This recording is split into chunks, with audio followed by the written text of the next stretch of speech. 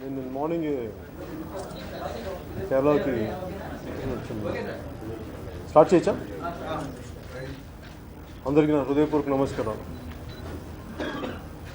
నిన్న కేరళలో షూటింగ్కి మార్నింగ్ వెళ్ళాను. నేను మార్నింగ్ ఇక్కడ హైదరాబాద్ నుంచి వెళ్ళాను.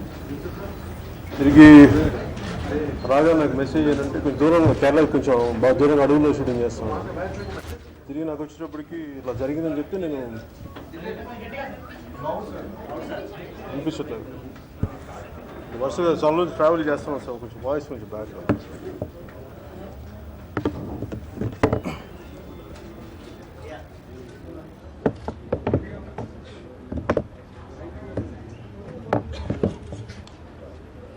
నేను ఉదయమే ఇక్కడి నుంచి నేను కేరళ వెళ్ళాను. నేను మార్నింగ్ వెళ్ళాల్సి వచ్చింది షూటింగ్ కోసం. షూటింగ్ సార్ కొంచెం చేసుకొని ఇవన్నీ స్టార్ట్ చేద్దాం అనుకునే లోపు నాకు ఇది జరిగిందని తెలిసింది.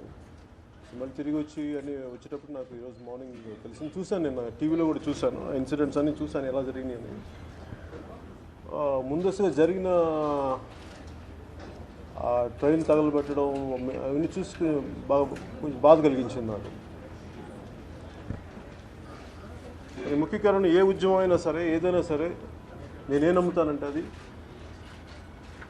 ఎవరు ఏదైనా ఎలాంటి సమస్యలున్నా ప్రభుత్వానికి దృష్టికి తీసుకురావచ్చు, కానీ అది శాంతియుతంగా ఉండాలని నేను కోరుకుంటాను. అది అప్పుడే అది విజయవంతం అవుతుందని కోరుకుంటాను. కానీ దురదృష్టవశాత్తు ఇలా జరగటం నిజంగా చాలా బాధ కలిగించింది. దీనికి ముందుగా ఆలోచించాలి, ఇది ఎక్కడి నుంచి ప్రారంభమైంది అని చూస్తే ఈ కాపుల రిజర్వేషన్ అనేది ఒక్క రోజులో నుంచి వచ్చింది కాదు. ఒరిజినల్గా కాపులు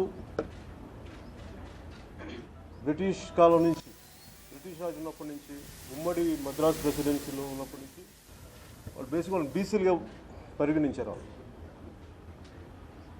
మళ్ళీ 1956 వరకు అదే, ఆల్మోస్ట్ 56 వరకు అదే కంటిన్యూ అయింది. మధ్యలో ఇంకొకసారి చిన్న బ్రేక్ తర్వాత మళ్ళీ కంటిన్యూ అయింది. తర్వాత మందిగా ఆపేశారు. సో ఈ డిమాండ్ వాళ్ళు కాపులు అడుగుతున్నది అనేక దశాబ్దాలుగా ఉంది. ముఖ్యంగా కాపులు అనేది ఒక అనేక తెగలు కలిపితే కాపులు అవుతారు. ముఖ్యంగా అక్కడ సమస్య ఏంటంటే, కాపులు ప్రత్యేకమైన సమస్య ఏంటంటే, అటు తూర్పాంధ్రలో, ఉత్తరాంధ్రలో వెనుకబడిన కులాలుగా గుర్తింపు ఉంది. అలాగే తెలంగాణలో వెనుకబడిన కులాలుగా గుర్తింపు ఉంది. ఎటు వచ్చి రాయలసీమలోనూ ఈ కోస్తాంధ్రలోనే వాళ్ళకి వెనుకబడిన కులాలుగా గుర్తింపు లేదు. దానివల్ల బెనిఫిట్స్ ఇవన్నీ ఎగ్జాక్ట్ బెనిఫిట్స్ ఏంటో నాకు తెలియదు. నాకు ఇంకా సరైన అవగాహన లేదు. కానీ బట్ ఇది నేను బేసిక్గా నాకు అర్థం చేసుకోండి. ఏ ప్రభుత్వం అప్పటి నుంచి కూడా కాపులను బీసీలో చేరుస్తామని చెప్పి అందరూ అనుకోవటం వల్ల వాళ్ళందరికీ ఒక సామాన్యమైన, అందరికీ కామన్ బాధ ఏంటంటే, మమ్మల్ని ఓట్ బ్యాంక్గా వాడుకొని వదిలేస్తున్నారు అని చెప్పి ఈ మధ్యన కాపు గర్జన ఏదో నేను విన్నాను దాని గురించి. సో దానికి ఏదో కొంత ఫీడ్బ్యాక్ నాకు కూడా వచ్చింది, ఇలా చేస్తున్నారంటే నేను విన్నాను. అంతమించి నా పెద్ద స్పందన లేదు. ఎవరి ప్రతి ఒక్కరికి హక్కు చేసుకోవడానికి వాళ్ళ ఏమైతే వాళ్ళకి న్యాయం జరగలేదు దాని గురించి మాట్లాడే హక్కు నేను అనుకుంటాను చేస్తున్నాను. కానీ ఇది ఒక దురదృష్టకరమైన సంఘటన. అది దీన్ని దారి తీయడం చాలా బాధ కలిగించింది. కారణం, ముందు ఒక శాంతియుతంగా జరగాల్సిన ఒక సభ, మాకు ఇలా అన్యాయం జరుగుతుంది అని పెట్టుకున్న సభ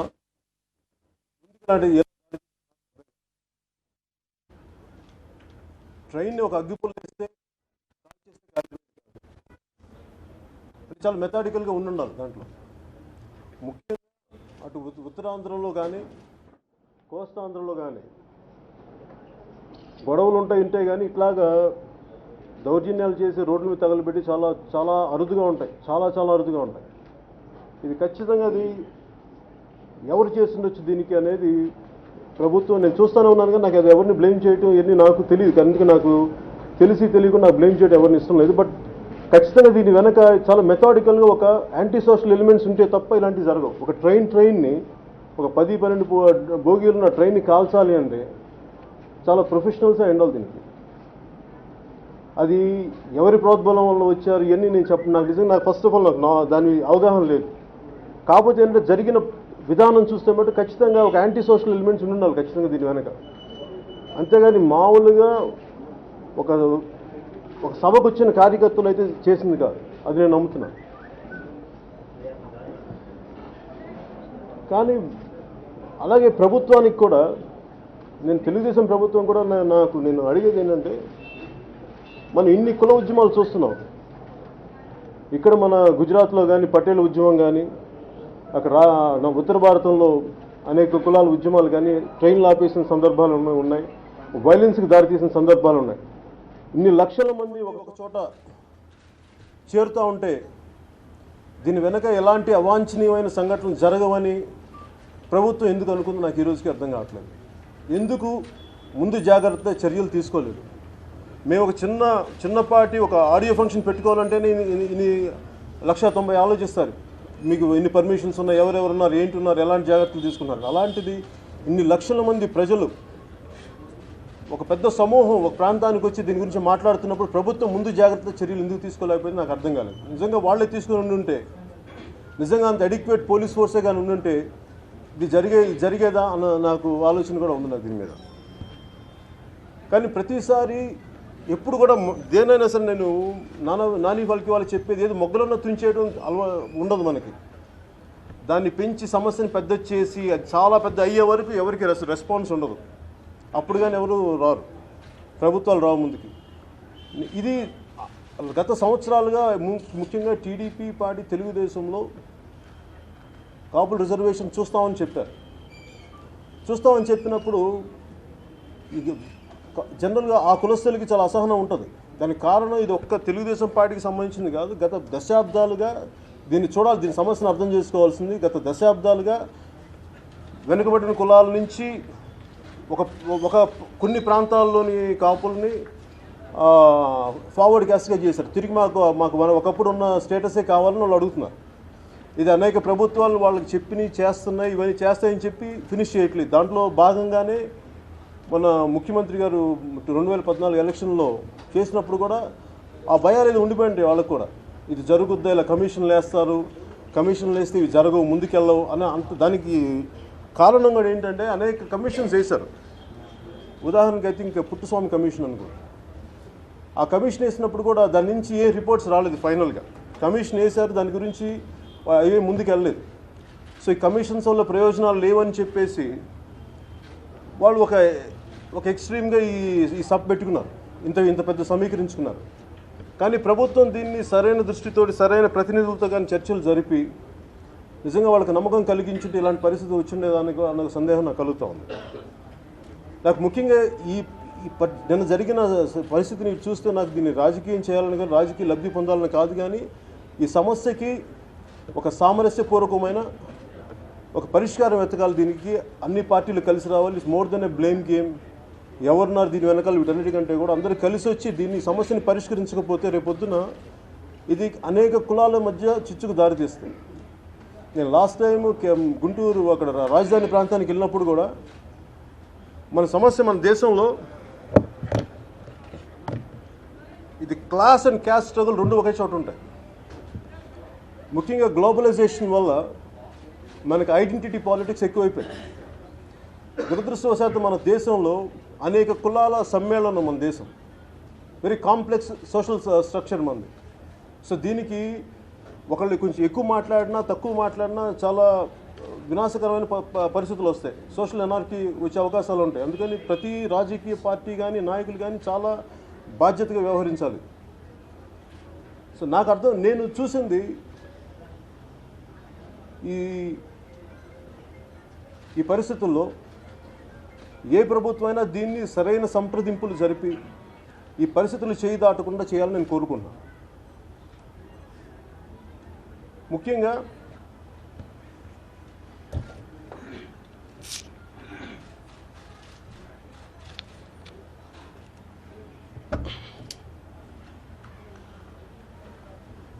ఉద్యమాన్ని నడిపే నాయకులు కూడా నా విన్నపం ఏంటంటే,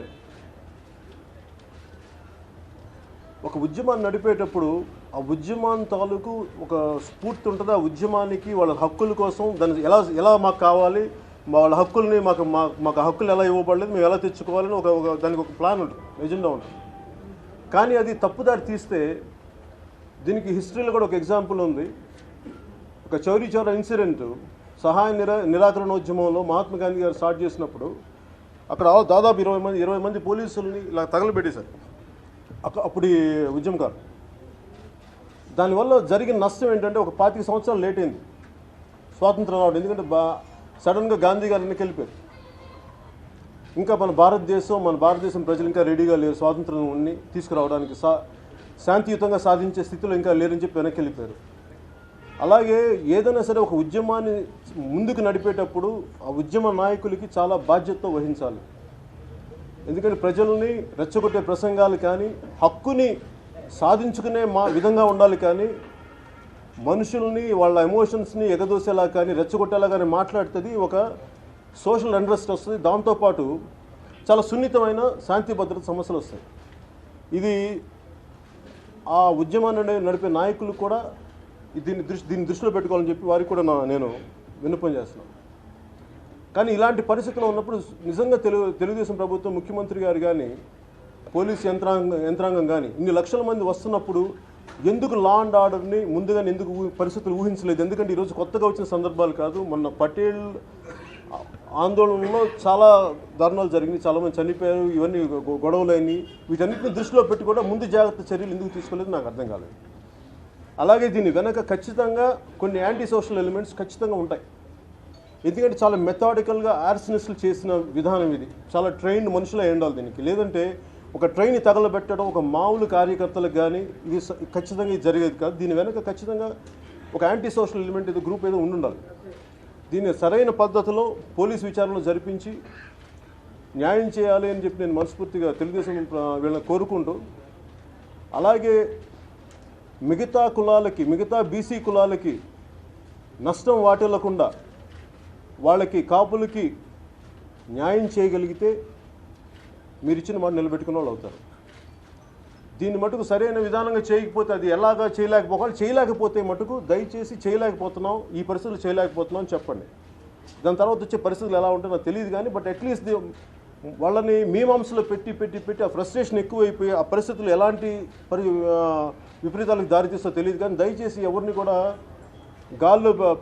గాల్లో దీపం పెట్టకుండా కరెక్ట్గా కుదిరే పరిస్థితులు ఉంటాయా, అంతేగాని ఇలాగా పరిస్థితులు నెట్టివేసుకుని వచ్చే పరిస్థితుల్లాగా చేసుకుంటూ వెళ్ళిపోతే మటుకు ముందు చాలా ప్రమాదాలు ఉంటాయి దీనివల్ల. అందుకని అందరూ కూడా అన్ని పార్టీలు కూడా చాలా బాధ్యతగా వ్యవహరించాలి అని నేను మనస్ఫూర్తి కోరుకుంటున్నాను.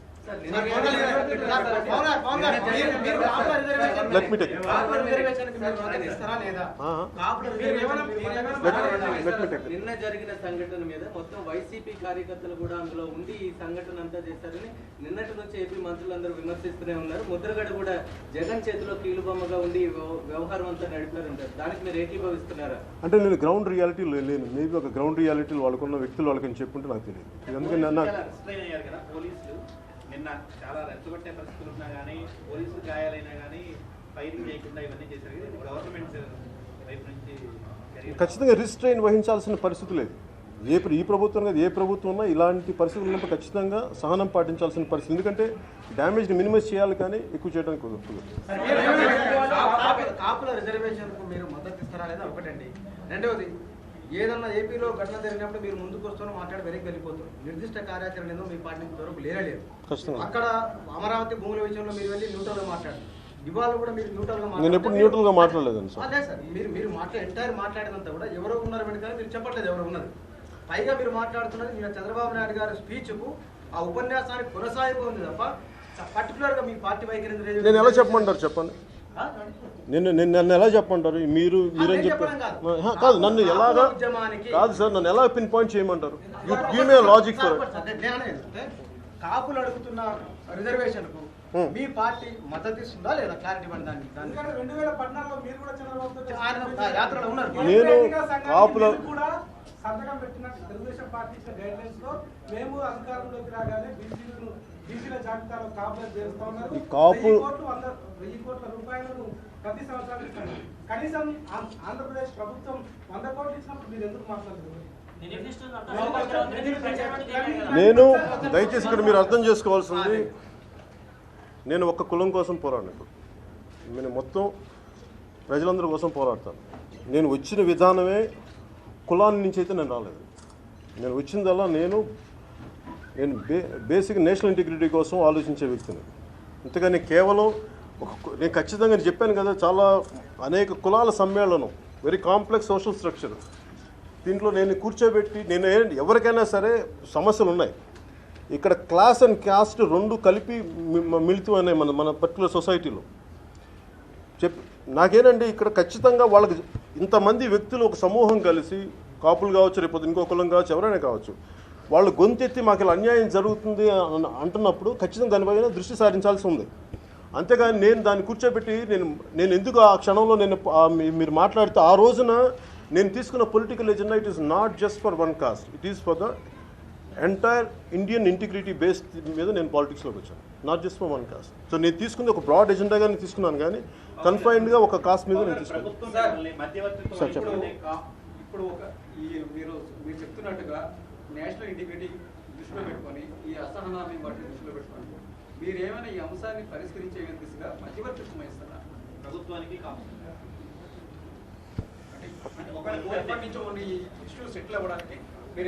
అంటే ఇది ముఖ్యంగా నేను అంటే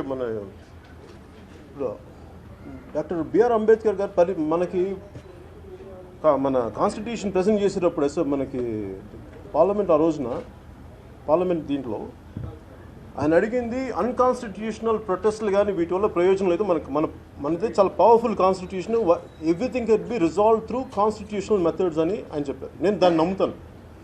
అది ఇంకా అది పని చేయని పక్షంలోనే, ఎందుకంటే బలమైన కాన్స్టిట్యూషన్ ఉండగా, ఇన్ని విధానాలు ఉండగా ఒక వ్యక్తిని దీన్ని మధ్యవర్తిత్వం వహించడం అనేది తప్పు అవుతుంది, రాజ్యాంగాన్ని కించపరిచినట్టు. 9 నెలల కాల పరిమితి పెట్టింది ఈ కాపులను బీసీలో చేర్చడానికి. 9 నెలల కాల పరిమితి నియమిస్తూ ఒక కమిషన్ ఏర్పాటు చేసింది. దాన్ని ఎందుకని ఈ కాపు సంఘాలు రెచ్చగొట్టే విధానంగా మాట్లాడుతున్నాయి అనుకోవచ్చాము. టైం బౌండెడ్ కమిషన్ వేసిన తర్వాత ఇప్పటికిప్పుడు ముందుకు వెళ్ళి ఉద్యోగం చేసి రోడ్డు ఎక్కుతున్నారంటే ఇది ఏదైనా మోటివేషన్ తో జరుగుతుంది అనుకుంటారా, పొలిటికలైజ్డ్ గా, లేదా నిజంగానే వాళ్ళు రోడ్డు ఎక్కారు అనుకోవచ్చు?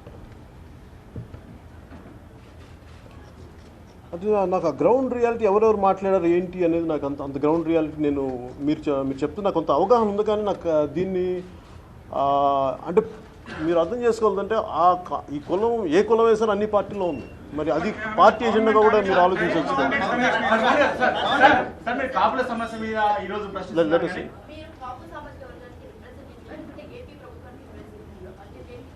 How can you say I'm an AP representative? మీరు చెప్పండి. What made you to say? I'm sorry, madam. What made you to say that? What made you to say that I'm a representative of anyone? No, what made you to think? Hyderabad central యూనివర్సిటీలో ఒక విద్యార్థి చనిపోతే ఢిల్లీ నుంచి గల్లీ దాకా అందరూ respond అయ్యారు. మీరు మాత్రం Rohit, let me respond. About this particular incident, instead of going to others, could you please stick to only to the crime accident and I will. Let me finish the main agenda. Let me. First thing is whether it is Pawan Kalyan, Chandrababu Naidu or Narendra Modi, they have to accept the judgment of the Supreme Court. Then me, sir. Irrespective of who are you, yeah, you have to accept the Supreme Court judgment. And what Supreme Court judgment clearly says unless you appoint a commission, come up with a report justifying this particular caste or community could be included. More than 50% otherwise you cannot give that. Unless you have special reasons, like sketches. That is true. No one can go. That's I agree with you. Now there is a particular leader coming and saying that unless you give it this within 24 hours, I will see, I mean, you will have to play the music that is the threat given by one leader. So do you support that one? నేను బేసిక్గా believe in Because on one hand there is a constitutional issue. Supreme Court bars any government, it's central or any even political party. On the other hand, the leader is coming and saying that if you fail to give it within delivery in 24 hours, you will have to listen to music. Whom you are going to support? దానికి సమస్య ఎలా ఉంది ఎందుకు వస్తుంటే sir, elections టైంలో కాన్స్టిట్యూషన్ని మేము ఇలా చేయగలం, ఈ వెసులుబాటు ఉంది అని చెప్పి political, not just I'm talking about TDP, గత దశాబ్దాలుగా ఏ పార్టీ వచ్చినా అంటే నాట్ జస్ట్ అబౌట్ ఈ ఒక్క కాపుల ఇష్యూ అని కాదు, ఏ ఇష్యూకైనా సరే మేము చేయగలం, బియాండ్ మేము ఇలా చేయగలం అని చెప్పి ఒక మాట చెప్పి ఎలక్షన్ ప్రణాళిక వాళ్ళు మన మేనిఫెస్టోలో పెట్టినప్పుడు దాని నుంచి పర్యావసానం అనుకోవచ్చు, కానీ it is not something I don't say it is anti constitution. Come back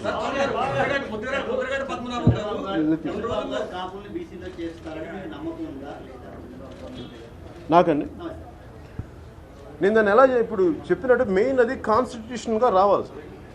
so problem ఏంటంటే మనకి 50% మోర్ దెన్ 50% మనకి రిజర్వేషన్ ఆల్రెడీ ఎగ్జిస్టింగ్ దాని మీద మోర్ దెన్ 50% రావాలి, కొద్దిగా యాడ్ చేయాలి అంటే దానికి ప్రత్యేక కమిషన్ వేయాలి, దానికి ప్రత్యేకమైన పరిస్థితులు రావాలి, రాజ్యాంగ సవరణ చేయాలి దానికి.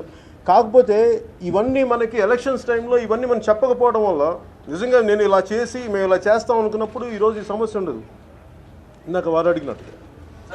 కాకపోతే ఏంటంటే సార్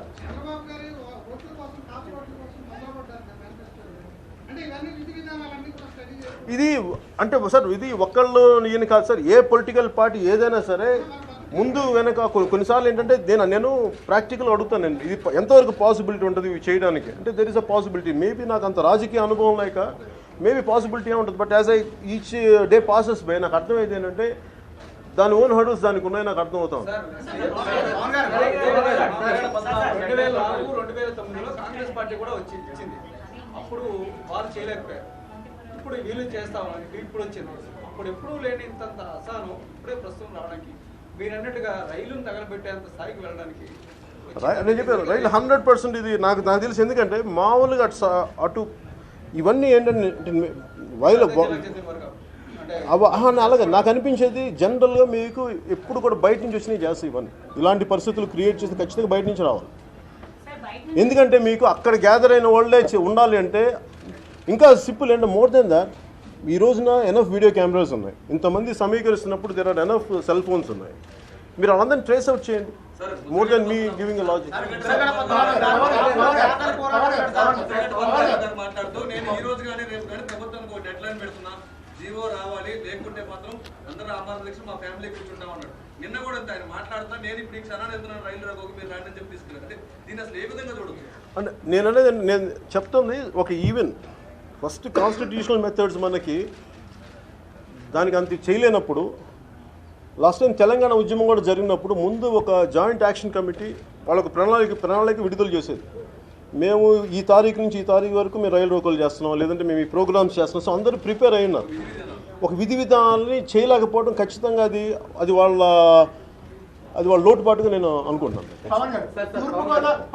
తూర్పుగోదావరి పశ్చిమ గోదావరి జిల్లాలకు సంబంధించి మీ క్యాంపెయిన్ వల్లనే టీడీపీకి ఎక్కువ ఓట్లు పడ్డాయి, మీ క్యాంపెయిన్ వల్లనే తెలుగుదేశం ప్రభుత్వం అధికారంలోకి వచ్చినప్పుడు అందరికీ తెలుసు. ఇటువంటి పరిస్థితుల్లో మీరు ఒక రాజకీయ పార్టీకి అధినేతగా ఉన్నారు, ఒక రాజకీయ పార్టీని లీడ్ చేస్తున్నారు. అక్కడ స్థానికంగా ఉండేటువంటి సమస్యలకు సంబంధించి కానీ కాపు ఉద్యమానికి సంబంధించి మీరు ముందుగానే పసిగట్టి ప్రభుత్వానికి సంబంధించి రిప్రజెంట్ చేయడం కానీ ఆ సమస్యల పట్ల సానుకూలంగా ఏ రకంగా స్పందించేలా ప్రభుత్వం పైన ఒత్తిడి తీసుకొచ్చే విధానాలు ఇటువంటివి చేయకుండా ఇవాళ మొత్తం జరిగిన తర్వాత కూడా ప్రభుత్వాన్ని తప్పుపట్టే విధంగా మీరు ప్రికాషన్స్ తీసుకున్నట్లేదంటే విధంగా నేను ప్రభుత్వాన్ని నేను నడపట్లేదు సార్. అంటే నేను పోలీసు నేను అనేది నా basic logic sir, basic common sense నేను అడుగుతున్నాను. నేను అనేది ప్రభుత్వాన్ని నేను నడపట్లేదు, ప్రభుత్వానికి నేను సలహా సంప్రదింపులు నేను ఇచ్చేసి ఫస్ట్ నేను అవసరమైనప్పుడు మాట్లాడతాను, కూర్చోబెట్టి ప్రతిసారి వాళ్ళ పరిపాలనా వ్యవస్థలో నేను ఎందుకు దూరుతాను? అన్లెస్ ఏదైనా సమస్య ఉంది దానికి నా రిప్రజెంటేషన్ వచ్చినప్పుడు నేను వెళ్ళి దాని గురించి మాట్లాడతాను, కానీ డే టు డే పొలిటికల్ వాళ్ళ పరిపాలనా విధానం నేను విధి విధానంలో ఎందుకు ఉంటాను?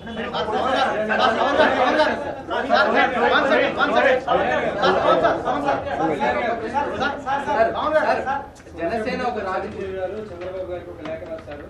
అందులో 24 కాలంలో వైఖరి కారణంగానే ఈ రకమైనటువంటి పరిస్థితి వచ్చిందో ఆరోపణ కూడా చెప్పి ఒక లేఖ రాశారు. ఏంటి సార్ ఏంటి చిరంజీవి గారు కొద్దిసేపు క్రితం చంద్రబాబుతో ఒక బహిరంగ లేఖ కూడా రాయడం జరిగింది. ఇప్పుడు కొద్దిసేపు 24 కాలంలో చంద్రబాబు కాపుల పట్ల తీసుకున్న వైఖరి కారణంగానే ఈ రకమైనటువంటి పరిస్థితి వచ్చిందనేటువంటి అభిప్రాయాలు వ్యక్తం చేశారు. దాంతో మీరు ఏకీభవిస్తారు? కాపులే కాదు, బీసీలు రైతులు కూడా ఉద్యమిస్తారు, ఉద్యమాలు ఆగవు.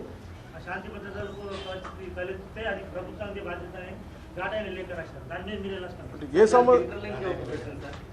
మీరు ఒక రాజకీయ పార్టీగా ఉన్నారు, బీసీలకు అన్యాయం జరగకుండా కాపుని బీసీలో చేర్చడం సాధ్యం అవుతుందా? మీ అవగాహన ఏంటో ఫస్ట్.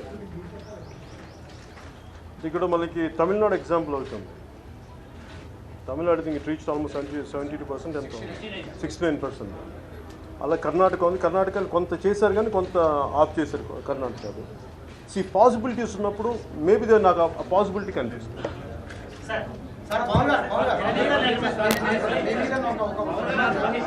ప్రతి సందర్భంలో చంద్రబాబు నాయుడు గారికి ఆపద్బాంధవుడుగా మీరు వస్తున్నారని ఇష్యూ చాలా క్రిటికల్ ఉన్నప్పుడు డైవర్ట్ చేసిన ఒక విమర్శ సార్ మీ మీద. మీరు అనుకోని విమర్శ నేను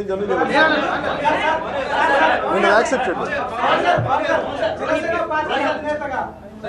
జనసేన పార్టీ అధ్యక్షగా తెలుగుదేశం పార్టీ హయాంలో గతంలో జరిగిన పుష్కరాల దగ్గర జరిగిన తొక్కిసలాట కానీ నిన్న జరిగినటువంటి ఇన్సిడెంట్ కానీ ఇంటెలిజెన్స్ ఫెయిల్యూర్ ఉందా లేదా? ఒకటి. రెండోది, ఆంధ్రప్రదేశ్ ప్రజలను కాపాడాల్సినటువంటి పోలీస్ వ్యవస్థ అధికార పార్టీ చేతుల్లో కీలుబొమ్మలుగా తయారైంది. అందుకే కావాలని దానికి సెక్యూరిటీ ఇవ్వకపోవడం వల్లే ఈ ఇన్సిడెంట్ జరిగిందనేటువంటిది ప్రజలు కోరుతుంది. ప్రజలు చెప్తారు. మీరు జనసేన పార్టీ అధినేతగా ఏం చెప్తారు? నేను చెప్పిన స్టేట్మెంట్ అది. ఎడిక్వేట్ పోలీస్ ఫోర్స్ కానీ ఉండి ముందు జాగ్రత్తలు చర్యలు తీసుకుంటే ఇది జరిగి ఉండేదా అన్నది నాకు ఉంది. సార్ జరగకుండా ఉండేదని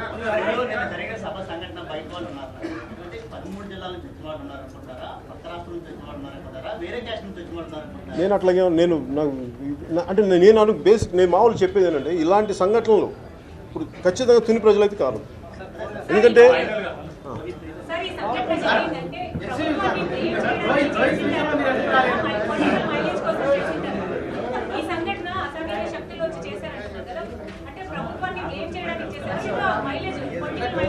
ఇది వెరీ డిబేటబుల్ క్వశ్చన్. అది నేను కూర్చొని ఒకటేనంటే ఇలాంటి జరిగినప్పుడు అనేక మంది అడ్వాంటేజ్ తీసుకుంటారు. అది ఎవరు వీళ్ళని చెప్పడానికి నిజంగా నాకు ఫస్ట్ ఆఫ్ ఆల్ నా దగ్గర నేను I'm not addressing the law and order situation. నేను వాళ్ళ ముఖాలు నేను ఎవరు చూడలేదు. బట్ ద నేచర్ చూస్తున్నప్పుడు, ఎందుకంటే ప్రతిసారి నేను సభల్లో కొన్నిసార్లు వెళ్ళినప్పుడు కూడా కొంతమంది అభిమానులుగా వస్తారు, వాళ్ళు చెప్తుంటారు. సో వాళ్ళు జైలు కొడుతున్నారా లేదని చేతులు ఏమన్నా తెలియదు. నేను వాటన్నిటి దృష్టిలో పెట్టుకుని నేను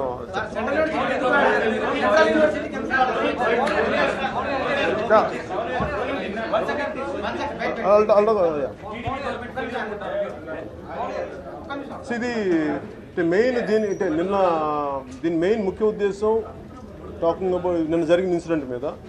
ఓకే, రోహిత్ గారి మనకు హత్య మీద ఆత్మహత్య మీద జరిగిన పరిస్థితులు నాకు నిజంగా బాధ కలిగించినాయి. నేను ఎందుకు దాని గురించి మాట్లాడలేదంటే ఇది మొదటిసారి జరిగింది కాదు. ఇలాంటి పరిస్థితులు కేవలం లాస్ట్ 2 సంవత్సరాలు వచ్చినవి కాదు. నేను 10th క్లాస్ నెల్లూరులో చదువుతున్నప్పుడు నాకు మా టీచర్ కొడుకు ఒక ఆయన ఉన్నాడు. ఆయన అనంతపురం చదువుతున్నాడు, శ్రీకృష్ణదేవరాయ మన JNTU అఫిలియేటెడ్ ఇంజనీరింగ్ కాలేజ్లో. అప్పటి నుంచి నేను వాళ్ళని చూస్తూ ఉంటే ప్రతి చోట మన విశ్వవిద్యాలయాల్లో ఖచ్చితంగా కుల వివక్ష అయితే ఉంది. దాన్ని ఎవరు కాదనలేదు. ప్రొఫెసర్లు, అధ్యాపకులు, విద్యార్థులతో కలిసి కుల విహారయాత్రలకి స్వయంగా నేనే వైజాగ్లో చూసేవాడిని. ఖచ్చితంగా కుల వివక్షలు అయితే ఉన్నాయి. ఈ కులాన్ని చూసి ఇంకొకరు, ఈ కులాన్ని చూసి ఇది చదువుకోవాల్సి జ్ఞానం రావాల్సిన పరిస్థితులు, ఇలాంటి ఒక ఉద్రిక్త పరిస్థితులు అయితే అక్కడ ఏర్పడ్డాయి. దాన్ని ఎవరు కాదనలేదు. అలాంటి ఉద్రిక్త పరిస్థితులు తీసుకెళ్ళి ఒక అబ్బాయి ఆత్మక్షోభ చెంది బాగా చదువుకోవాల్సిన ప్రతిభావంతుడైన ఒక అబ్బాయి, నేను అది కుల వివాదం కూడా కాదు, ఆయన దళిత విద్యార్థి, వెనుకబడిన కులాల విద్యార్థి అంటే ఒక తెలివితేటలు అమితంగా ఉండి ఫిలాసఫీని అమితంగా వంట పట్టించుకున్న ఒక విద్యార్థి నిరాశ నిస్పృహలోనే చనిపోయాడు. అది ఎవరి వల్ల దేని ఇవన్నీ కాదు, కానీ it is confined only to ఒక యూనివర్సిటీ. దాన్ని పొలిటికలైజ్ చేసి ప్రతి ఒక్కళ్ళు దాన్ని వేరే వేరే స్థాయికి తీసుకెళ్తున్నాను. నేను దాంట్లో భాగస్వామ్యం కాదలుచుకోలేదు. అందువల్ల నేను వెళ్ళలేదు.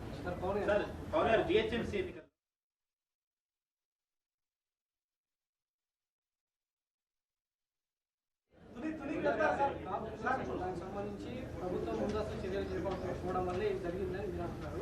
ప్రభుత్వాన్ని సమర్థిస్తూనే మాట్లాడుతున్నారు. అంటే ఈ విషయంలో ప్రభుత్వం సార్ మీరు ప్రతిసారి ఒక పార్టీ అన్నాక మీరు తిట్టేసేసి ఇలా కాదు. నేను అనేది ఐఎమ్ టాకింగ్ అనలైటికల్ వే. మీరు అనలైటికల్గా మాట్లాడుతున్నప్పుడు మీరు అనలైటికల్గా మాట్లాడుతున్న అలా నేను అనలైటికల్గా మాట్లాడుతున్నాను తప్ప నేను నిజంగా నేను ఒక పార్టీనే సపోర్ట్ చేసేలాగైతే నేను ఇట్లా మాట్లాడను కదా.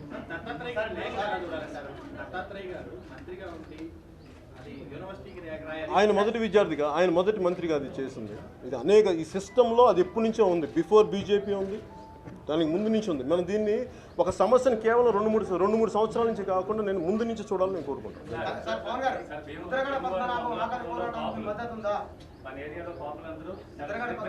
మిగతా వాళ్ళకి అవకాశం ఇవ్వండి సార్.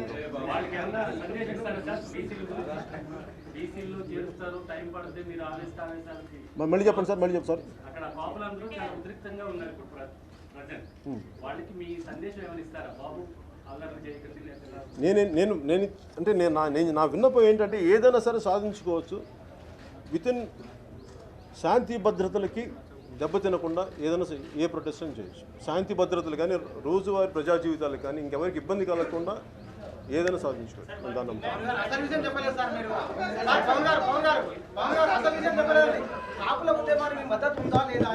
చెప్పాను కదా సార్, ఇప్పటిదాకా అదే మాట్లాడుతున్నాను.